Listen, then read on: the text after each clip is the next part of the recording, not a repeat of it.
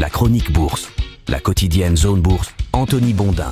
Bonjour à toutes et à tous et bienvenue dans ce point de marché Zone Bourse du vendredi 8 mars 2024 qui s'appelle ce matin « En juin, ce sera bien ». Le temps des records n'est manifestement pas encore terminé sur les marchés actions, dans un environnement qui reste porteur, dans le sens où les vents contraires manquent de souffle. Eh bien, les investisseurs continuent à miser sur ce qui a fonctionné récemment, la technologie avec l'intelligence artificielle en fer de lance, les crypto-monnaies et les entreprises qui continuent à faire progresser leurs résultats. Le marché attend l'annonce des statistiques d'emploi de février aux États-Unis pour clore sa semaine sur une note positive. Et ben voilà, plusieurs indices ont signé de nouveaux records hier, et si vous avez suivi la chronique de la veille, vous savez que c'est parce qu'il ne se passe rien du tout. Enfin, rien qui ne chagrine suffisamment les investisseurs pour qu'ils imaginent autre chose qu'une expansion des marchés actions. La Fed et la BCE étaient à peu près là où elles étaient attendues, c'est-à-dire qu'elles sont inactives, mais pas si éloignées que ça d'une baisse de taux. Du coup, tous les prétextes sont bons pour justifier la poursuite de la bonne passe des marchés. Par exemple, le fameux FOMO, Fear of Missing Out, la peur de manquer l'occasion de s'enrichir qui transforme les investisseurs en moutons de panurge. On peut l'illustrer par la phrase « J'ai pas acheté du Nvidia il y a un an parce que c'était trop cher. J'ai pas acheté du Nvidia il y a 3 mois parce que c'était encore plus cher. J'ai acheté du Nvidia hier parce que j'en avais assez de laisser passer le train. »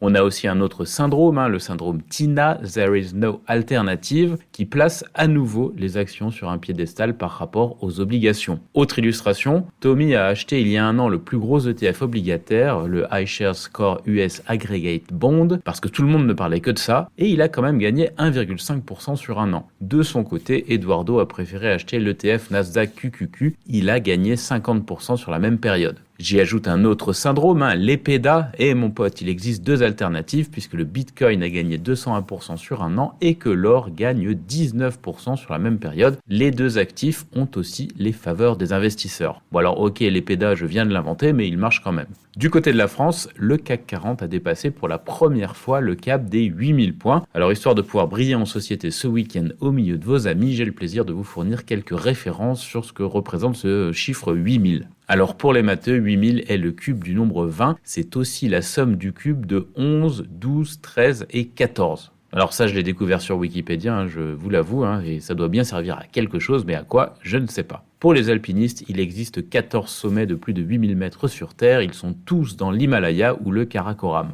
Pour les financiers, 8000 est quasiment la somme des capitalisations de Microsoft, Apple et Nvidia. Nvidia qui n'arrête plus de monter et qui n'est plus qu'à 14,5% de la capitalisation d'Apple. C'est assez sidérant. Enfin, pour les rêveurs, 8000 Isaac Newton est un astéroïde de la ceinture situé entre Mars et Jupiter. Pour revenir à des choses beaucoup plus terre-à-terre et vaguement financières, je disais un petit peu avant que la Fed et la BCE étaient à peu près là où elles étaient attendues, et cet à peu près est généralement positif ou négatif puisque le diable de la divination monétaire se cache dans les détails. Or cette fois, il semblerait qu'on se soit trouvé dans le territoire légèrement positif aux yeux des investisseurs, puisqu'en Europe, les commentaires de la BCE ont renforcé l'hypothèse d'une première baisse de taux dès le mois de juin. Jusque-là, le marché espérait juin, mais pensait que juillet serait un petit peu plus raisonnable. Du côté des États-Unis, le patron de la Fed s'est dit conscient des risques que la politique monétaire restrictive faisait peser sur l'économie tout en laissant entendre que la phase d'assouplissement approche. Alors dit par n'importe qui d'autre ou dans des circonstances différentes, cette phrase a tout d'un enfonçage de porte ouverte, mais la combo dit par Powell devant le Sénat US a fait un petit indice de plus que la première baisse de taux de la Fed devrait intervenir sous peu. Aux États-Unis aussi, les traders hésitent entre le mois de juin et le mois de juillet, mais les derniers commentaires leur ont fait mettre une petite pièce de plus sur le mois de juin.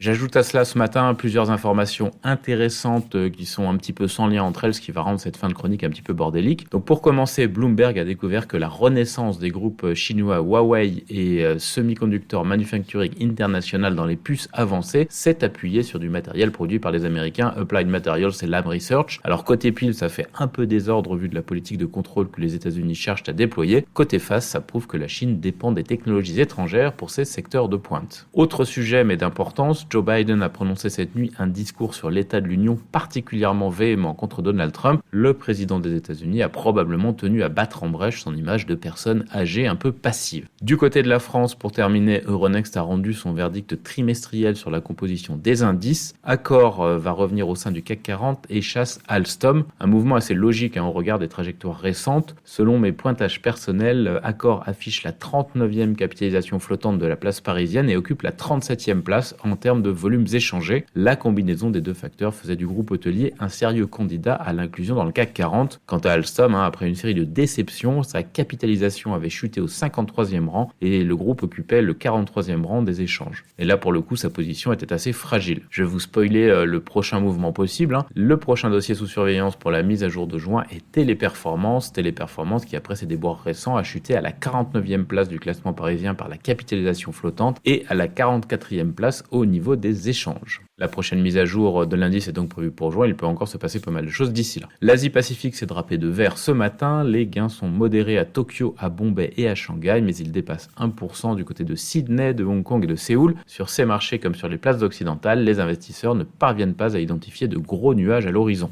Les indicateurs avancés européens, eux, ils sont légèrement haussiers, en attendant à 14h30 la publication du rapport mensuel sur l'emploi aux États-Unis, qui est le point d'orgue de la journée au niveau des indicateurs macroéconomiques. Du côté de l'actu des sociétés en France, on a eu quelques résultats, ceux de Ruby, de Vivendi, de DBV Technologies, de McPhee, de Tour Eiffel, de MRM, de Steph ou encore de Bassac et de Savencia. J'ai déjà parlé du CAC 40, mais il y a d'autres modifications indicielles à Paris, notamment Vicat et Morel qui rentrent dans le SBF 120, dont sortent Fnac Darty et Clariane. Les changements seront effectifs le 18 mars. Total Energy reprend l'exploitation de sa raffinerie française après des travaux de maintenance. Je reparle d'Alstom qui a reçu une commande supplémentaire de 103 rames MF19 pour 800 millions d'euros de la région Île-de-France. Essilor, Luxottica et Dolce Gabbana renouvellent leur accord de licence pour 16 ans. Airbus a livré 79 appareils et reçu 33 commandes brutes en 2024. Et je vous fais un petit commentaire sur des foncières qui sont plutôt discrètes, souligne Christian Ozano chez Alpha Value. L'analyste a noté qu'Unibail a annulé le projet Sisters Towers à la Défense et que Gecina propose son acompte sur dividende avec une option en nature. Par ailleurs, Vision Group renforce sa gouvernance. Plastic Omnium émet 500 millions d'euros d'obligations 2029 avec un coupon de 4,875% et Neowen remporte 119 MW crête de projets solaires en France. Côté biotech, Inventiva annonce la reprise du screening de l'étude de phase 3 avec l'anafibranor dans la NASH après la validation du protocole.